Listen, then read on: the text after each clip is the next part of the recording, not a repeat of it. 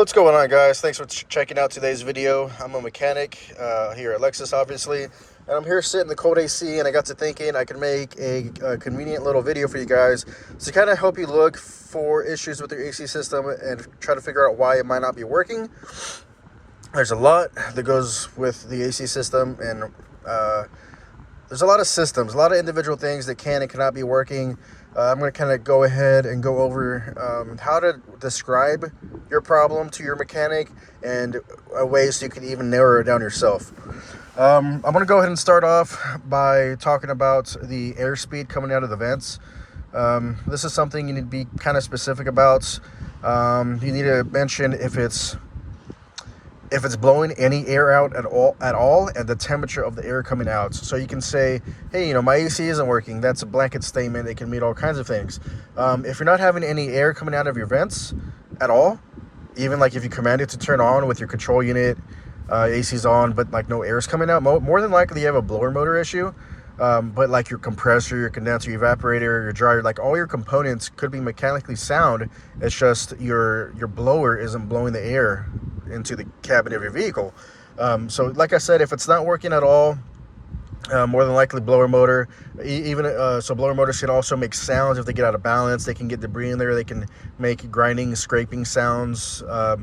They can spin slowly. Like you can maybe turn on your AC and put it on full speed, and it just doesn't feel very strong. If it's kind of weak, that's also a sign your blower motor's going out. Or you could have a clogged up filter. A lot of people don't know you actually have a cabin air filter. More than likely your filter is located behind a glove box. Let's take a look at this brand new car, for example. Pretty much everything has one nowadays. This cabin filter is located right here behind this little access panel. Like I said, pretty much everything has one. So if that guy gets clogged up, your airflow is going to be restricted, but it's still going to have something. You're going to feel something come out of the vents, but if that's clogged up, it is going to be restricted. And with all this being said, a bad blower motor, clogged up filter, the air's still going to be cold. Your AC is still going to be functioning. It's just not going to be blowing out very hard. And if let's play another scenario out. If it only works in certain speeds, like low speed or high speed, or only medium, more than likely you have a blower motor resistor problem. Usually resistors help control the speed of the blower motor. So if it only works in certain settings, more than likely it's a blower motor resistor issue, but you could have a control head issue as well. So like I said, if your air is cold, but you're having issues with the speed and the intensity of the air coming out of the vents, it's more than likely an electronic issue, like a blower motor, a resistor, or the control head. So there's that.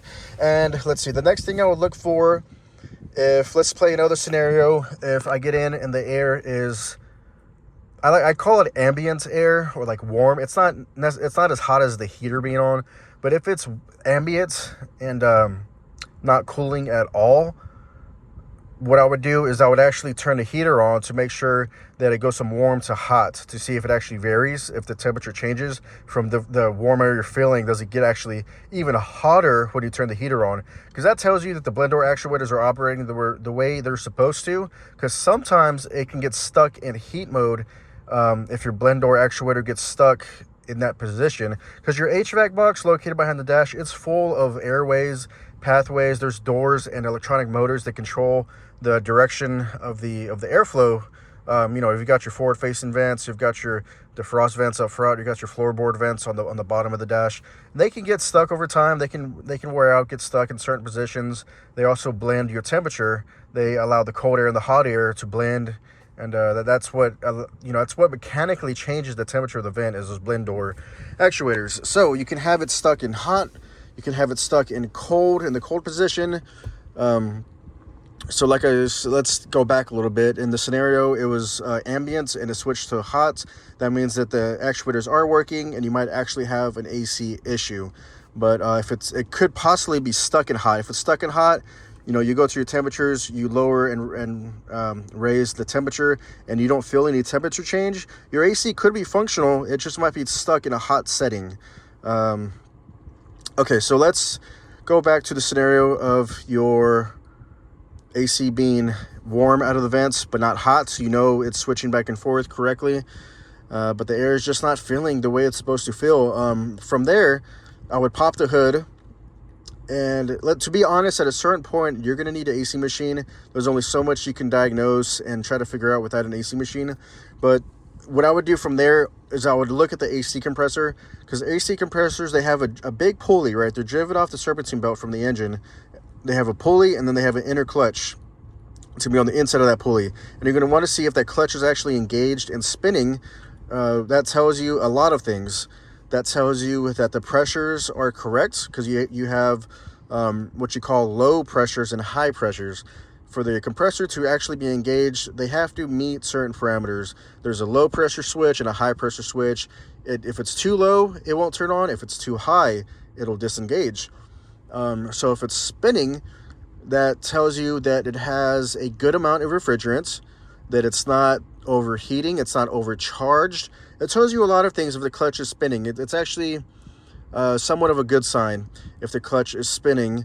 That means your other components in your system are probably good, but the compressor itself is probably on the way out.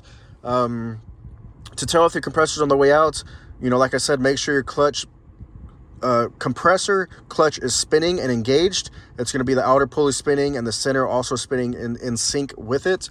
But the air is not very cool, and you rev it up. If you give it some RPMs, like 2,000 RPMs, you should feel the air cool down. That's kind of compensating for the compressor not being very efficient in its ability to build pressure and recover the refrigerant through the system, because the compressor pumps and recovers. It's just it's like a heart.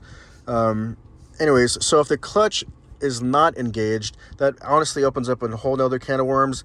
If your AC compressor is not engaged, remember I said there's a low pressure switch and a high pressure switch. So pretty much the only symptom or scenario that would cause low pressure is if you have a leak, you don't have enough refrigerant, your pressures are too low, your refrigerant is escaping out of somewhere. Usually it's from debris getting in the condenser, causing very small pinhole leaks in the condenser. You can have seals and gaskets leak, like at the hard lines going to the compressor. Those seals can go bad and leak. You can have a leaking evaporator. That's kind of more of a pain because that's located behind the dash. Basically, you can have a small leak from anywhere in the system, and that'll cause your low pressure. And to find the leak, what us mechanics like to do, we like to put dye in the system. It's a green fluorescent dye that's detectable with a black light. We'll put that, it's mixed with the oil, because your AC system actually needs oil to operate correctly, and for your compressor to be nice and lubricated. We'll recover the system, we'll charge it with dye in the oil, put a couple ounces in there, let it run, let the AC operate, work, let everything flow through the system for a while, and then we'll look with the black light and try to detect that dye coming out of somewhere. If it is your evaporator, you're going to be wanting to look for the condensation dripping out from your drain. That would have the dye possibly mixed in with the condensation. Usually cars have a drip hose under the vehicle. You just want to look over the condenser, compressor, all the lines. Like I said, just look for that dye. That's going to be the best way to probably find a leak. They do have more expensive tools. They call them sniffers. They actually detect the gas, the chemical. It can detect that and beep. It's kind of cool. It's like a metal detector for refrigerants. It'll start beeping and going off at you when you get close to a leak. Pretty neat. Anyways, so that's a reason why I will not engage if the pressure is too low. If it's too high, it will disengage. It's kind of like a safety cutoff switch, and there's a lot of reasons why the pressure will be too high. Let's go over some scenarios. Your system could have too much refrigerant. This can happen from blindly charging the system. Like, you can get cans and stuff from Walmart, AutoZone, O'Reilly, and a charge hose. Sometimes they don't have gauges, or the gauges are not accurate. Anyways, if you put too much refrigerant, your pressure will go too high. If your pressures are too high, it'll disengage the compressor like a safety cutoff switch. Another reason your pressure could be too high is if your system is running too hot. So you have your radiator, right, that cools the engine. You also have your condenser. It's basically the radiator for your AC system, if that makes sense. And your cooling fans for the radiator also cool off the condenser. If your condenser is getting too hot, your pressures will rise too high and your compressor will disengage. So make sure your cooling fans are working. If you have a clutch fan, maybe your clutch fan is wore out, not pulling enough air through the radiator and condenser. Make sure all your cooling components are working correctly. Even if your engine is overheating, say you have a coolant leak, overheating engine would cause your radiator to get too hot. It's right next to the condenser. That'll heat up your condenser. That'll lead to your AC not cooling. Another reason your pressure might be too high is if you have a restriction in your system. So when AC compressors go out, so they tend to kind of grenade and send shrapnel into the system like debris. And there's a lot of fine and small orifices and lines in the AC system. Like there's a lot of small lines in condenser that can be easily clogged. Your orifice tubes, your dryers. There's some small places in the system that can be easily clogged just by with a little amount of debris or not too much. So your compressor can go bad, and sometimes a shop will just replace the compressor and ignore the fact there's a bunch of debris in the system, and they go to charge it, and the high side pressure is through the roof, and your compressor will not engage that way. So that's kind of, when your pressure is too high, that can be a bad day, because that could mean that you have debris basically set through the system. Some people call it the Black Death, because you basically got to replace all your components in the AC system. Anyways, I hope this quick little video was helpful. I know it was a lot. I'm just kind of rambling. There's a lot more that goes into it. There could be a lot of electronical issues, fuses, relays, resistors. There's all kinds of things that go into diagnosing your AC system. Like those switches I was talking about, those switches themselves could even be bad. The low pressure switch, the high pressure switch. There might even be, sometimes there's a second high pressure switch on the compressor itself. There's a lot that goes into the AC system. And if you feel overwhelmed, you can't take care of it yourself, don't be ashamed to take it to a professional, because you can do more harm than good if you do something incorrectly. But anyways, I hope this video was helpful. Thanks for watching. Later.